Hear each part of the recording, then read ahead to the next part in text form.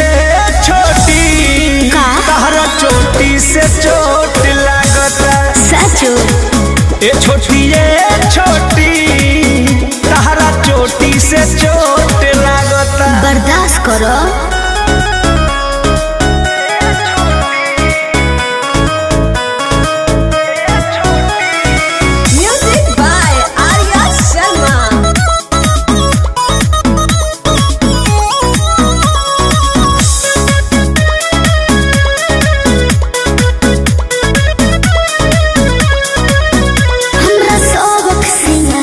बेकार करला कहियो टूट के ना हम पे परहार करला काहे हो। अरे पगली क्या कहत रे बुझा गोरी सटला या खटला से गल गईनी तोहर देखी सूरतिया फिसल गईनी। अब तो कमर के नीचे भी उठला गता का ये छोटी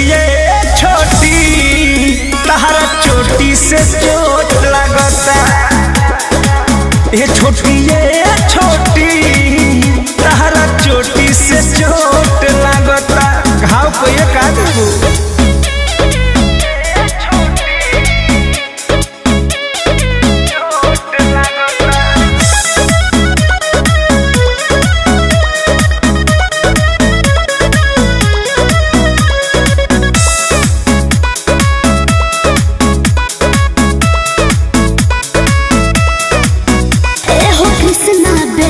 दिया प्रमोद जी प्यार करो नहीं तो होई विरोध जी।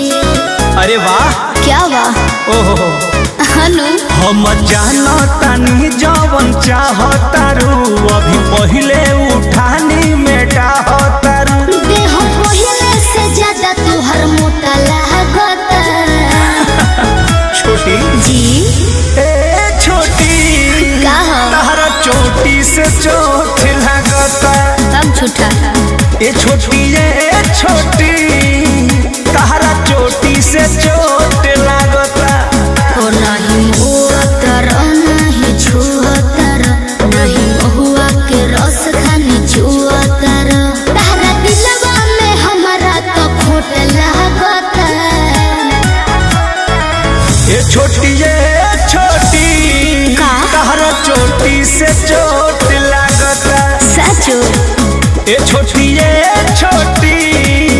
तहरा चोटी से चोट लगता। जान ले लो।